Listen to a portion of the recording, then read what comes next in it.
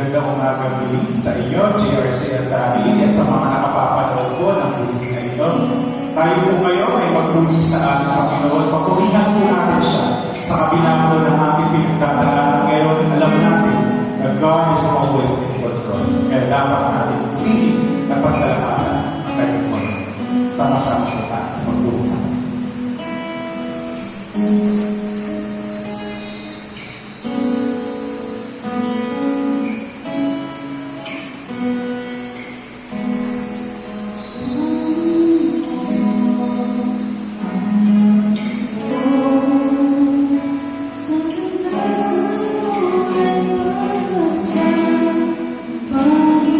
Panginoon,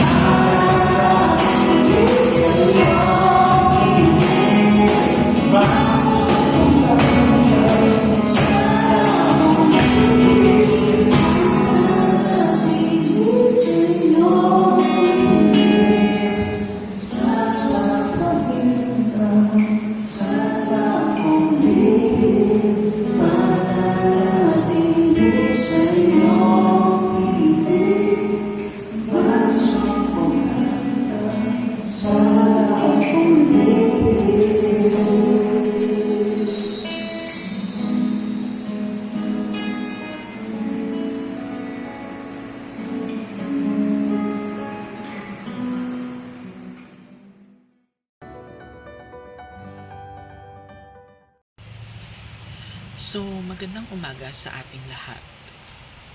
Nagpapasalamat tayo sa ating praise and worship team sa pangunguna ng ating pagsamba. And there's another week of our lockdown. And I hope that you guys are coping well. Konting tiis pa. The plan was of course from the government sinasabi that it will end ng April 30. But we are uncertain yet if hanggang doon na lamang ba talaga yon. The news has not been doing good these days. Tumataas ang incidence ng infected sa buong mundo at wala pa talagang verified vaccine para sa pandemic na ating kinakaharap ngayon.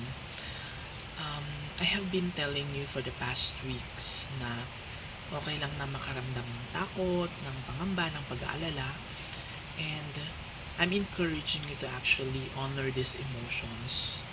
Kung kailangan natin itong iiyak sa Panginoon, we hope that by doing that, our hope and faith is being strengthened. So, I was reminded na anniversary celebration dapat ng JRCF ngayon, tama ba? So, happy anniversary sa ating lahat. Yearly, we have been celebrating it ng salo-salo, potluck, with games, but of course, we can't do it now dahil sa pandemic. Kailangan natin ng social distancing, sumunod sa mga directives ng ating government at this time, stay at home.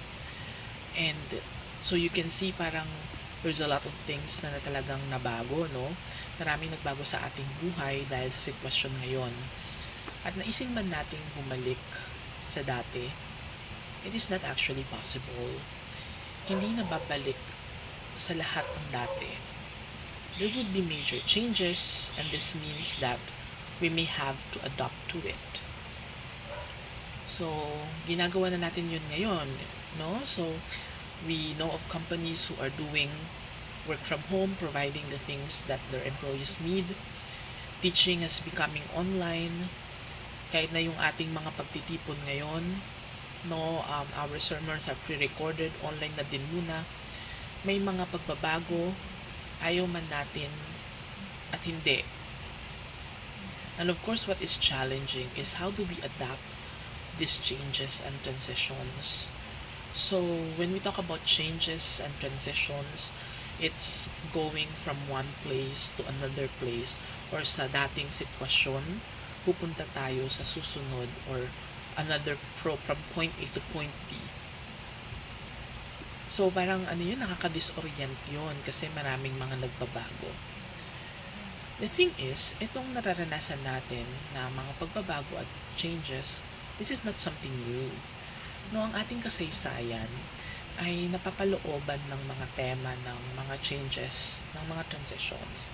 In fact, even yung ating scriptures, the Bible, marami siyang mga themes of transition and changes, no? So, halimbawa, when Adam and Eve left the garden after their disobedience, I'm sure that it was a major change. So, a major change of their lifestyle, no? They came from a very perfect environment, the Garden of Eden, but then, because of the disobedience, kailangan nilang iwan yun. So, I can just imagine the adjustment that they actually experienced. Secondly, yung si Noah, no, si God, when God called Noah, and even yung pamilya lamang nila ang natira sa mundo, it was a major change, right? I'm not sure how Noah felt during that time. Na parang kayo na lang ang naiwan because of the flood. And then when God called Abraham, it was also a major change. At ang pangahawakan lamang niya ay ang pangako ng Diyos. Ang pangako ng Diyos that I will make your descendants as numerous as the stars and the sands. No? And during that time, they're already almost 100 years old. Both of them, yung siya at ang kanyang asawa, at wala pa silang anak. So, ang pinanghawakan niya lang ay ang pangako ng Panginoon. So, it was a major change in his life. When God also called the Israelites out of Egypt, I'm sure it was a massive change of lifestyle. At mahirap yon. Mahirap yon kasi parang they lived comfortably sa Egypt. Then suddenly, they were put in the wilderness. So, kaya medyo valid din yung pagreklamo nila kay Moses noon na nahihirapan na sila. Of course, the rest of the story tells us na later on, napunta na sila sa lupaing pangako, they settled there, but then they disobeyed God, and later on was exiled in different parts of the world. So, they were scattered, no? And again, nandoon yung tema ng transitions at pagbabago sa punto na halos makalimutan na nila yung identity nila bilang mga Hudyo. What we have now, of course, sa situation natin ngayon is entirely different, no? Hindi ko sinasabi na parang parehong-pareho ng nararanasan ng mga Israelites at even previous Bible characters yung nararanasan natin ngayon. What we have right now is of course unique. The pandemic is unique. But what I'm saying is that, yes, marami nang nabago sa ating buhay ngayon dahil sa sitwasyon na pandemic na ito. And somehow, may resonance or it echoes those themes of changes and transitions na makikita natin sa scriptures. So you see, changes happens because there are changes in society and even the environment. Habang tumatagal ang panahon, nagbabago ang kasaysayan. May mga development na nangyayari, may mga bagay na nangyayari that usually challenges the status quo or challenges kung ano yung pagkaalam natin sa meron ngayon. So ultimately, of course, yung plano ng Diyos, no? Nagkakaroon ng pagbabago kasi sa plano ng Diyos. We talk about last time yung sovereignty ng God sa lahat ng bagay, no?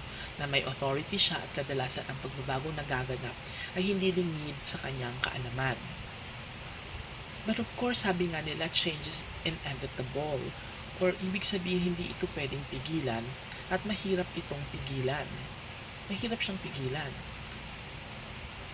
The question now is, how do we react and cope with the changes? No? Yes, nandiyan na yung pagbabago darating siya. Pero ang tanong siguro, ang magandang tanong doon ay, how do we react? Paano tayo nag-react sa mga pagbabagong ito? So, kadalasan, may tatlong paraan paano natin ito hinaharap. And either way, ito yung mga paraan natin kung paano tayo nag-cope sa mga changes or transitions sa buhay. It's either we flee, we fight, or we freeze. So, yung flee para siyang pag-avoid, yung fight, paglaban doon sa pagbabago, yung freeze para siyang pagkatulala. Sa flee, iniiwasan natin yung sitwasyon. Magtatago tayo, magmumukmuk, na parang pagtataguan natin yon kasi parang maaaring natatakot tayo sa sitwasyon. Pangalawa, sa fight, i-deny natin yung pagbabago at hindi hayaang mabago yung nakagawian natin kahit makipag-away pa tayo. Ang ating usually pag-fight is that I'm not gonna change for you. May ganun tayong tema kung minsan.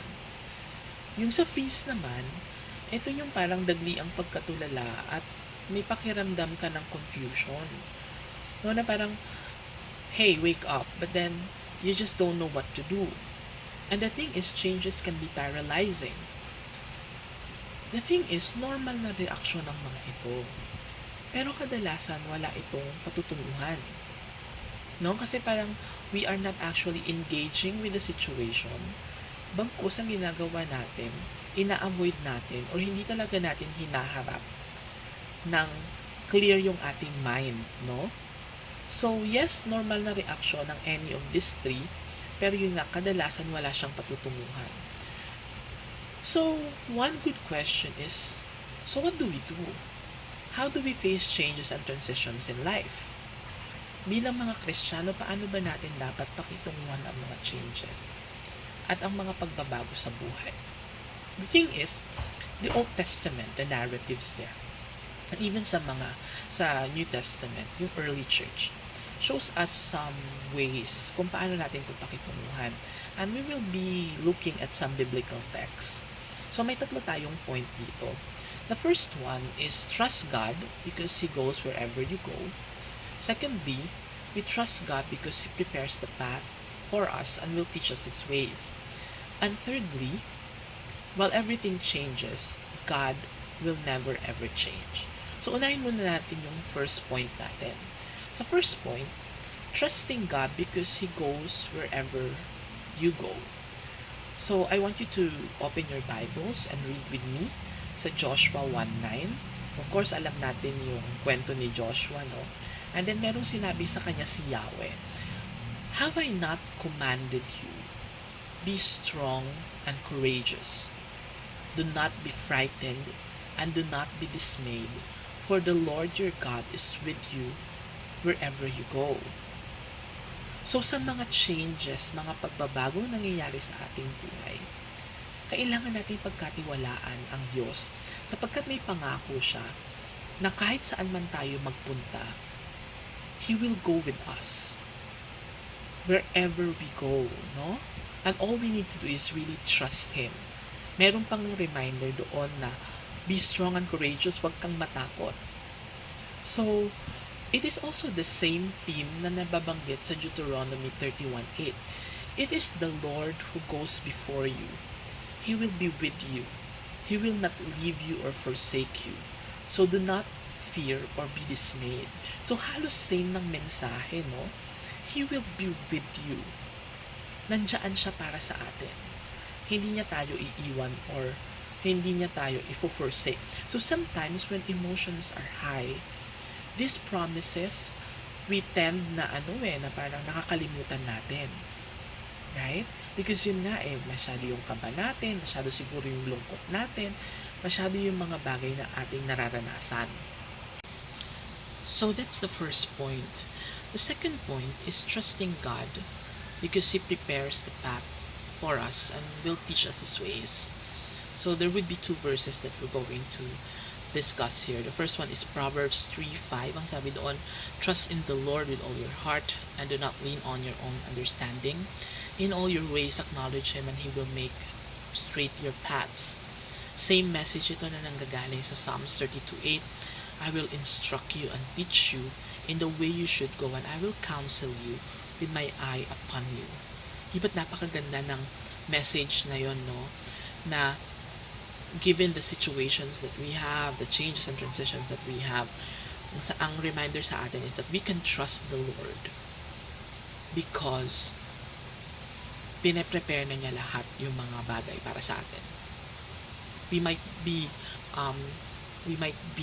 thinking na parang how, pero ang sabi doon is pagkatiwalaan niyo ang Panginoon sapagkat alam niya kung ano yung nangyayari.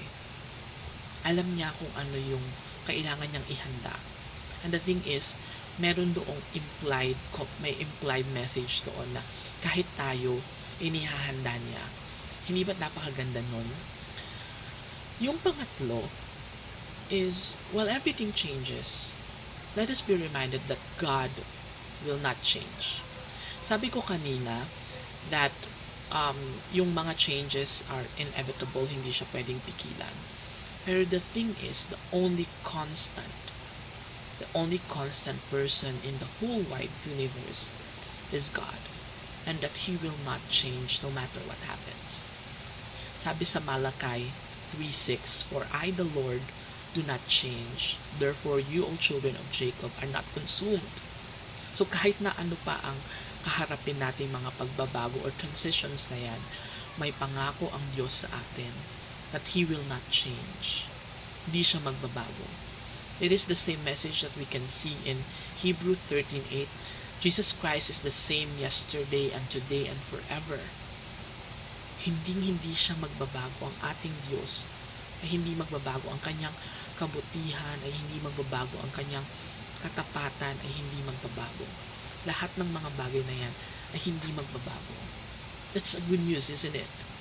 That even like we might be consumed by the changes and everything that's happening in our life, God is reminding us that He will not change. So how do we deal with these changes that's happening, and how do we deal with the transitions that's happening right now? Doon sa tatlong point na pinakita natin, trusting God is the key whenever we face changes and transitions. Sina Eva at Adan, sina Moses, sina Abraham, yung mga disciples sa New Testament, they trusted God wherever God lead them. Kung ano man ang kanilang kaharapin, trusting God, they know that trusting God is the key. Minsan kasi may understanding tayo na pag sinabing trust God, wala na tayong gagawin. That we'll just wait on God. No. Trusting God means waiting. It means prayer. And at the same time, it also means action. Pag nagdadasal tayo, oo, nag-aantay tayo. May expectation tayo. Sometimes, pag nagdadasal tayo that God would completely take out the situation, kadalasan what happens is this, we experience His grace and provision sa struggle at the moments of our lives. In other words, hindi niya talaga tinatanggal yung problema. But there's an assurance that He will be with us as we go through the process or journeying doon sa mga struggles na ating kakaharapin. In other words, God is inviting us. Okay? Or God is telling us what to do. He's inviting us what to do to make His will be known, to guide us. No, there's that invitation na pagdaanan natin kadalasan yung mga problemang ating kailangan kaharapin, because God is inviting us for us to know Him more, para malaman natin ang kanyang kaluwalhatian and even to guide us in the moments of our lives. Isn't that beautiful? No? So that's how we engage with changes and transitions. While changes and transitions can be disorienting, may pangako doon that God will be with us. Kahit mahirap kadalasan, we invite Him to walk with us. I want to even say na parang our God is a God of transitions. He is with us from the very start, at this moment, and even in the future. Okay? And in that manner, we will be seeing His work and even enjoy His presence no matter what happened. Hindi ba't napakagandang pakinggan mo? Nakasama natin ang Panginoon sa simula, sa gitna, at magpawalang hanggan. And I hope it's a reminder for all of us na oo, maraming mga nagbabago ngayon dahil sa pandemic na sitwasyon, pero alam natin na hindi tayo iniiwan ng Diyos, at ang presensya niya, siya mismo, kasama natin siya every day of our lives. Let us close in prayer. Father, thank you for reminding us, O Lord, of this truth that no matter what happens, you will be with us. Maraming salamat, Panginoon, nagpapaalala sa amin na hindi ka magbabago kailanman. Ikaw ang Diyos namin noon pa man, magpahanggang ngayon, at maging Panginoon sa inaharap. You will never ever change. And that the key, Father, is that we trust you. So Father, even right now, we express this trust in you. Ine-express po namin, Panginoon, itong pananalig at pananampalataya at pagtitiwala sa inyo. Sapagkat kayo lamang po, Panginoon, ang umahawak ng aming buhay. Maraming salamat po, Panginoon, sa pag-alalang ito. Binabalik po namin ito sa pangalan ni Jesus. Amen. Amen. We'll be seeing you next week.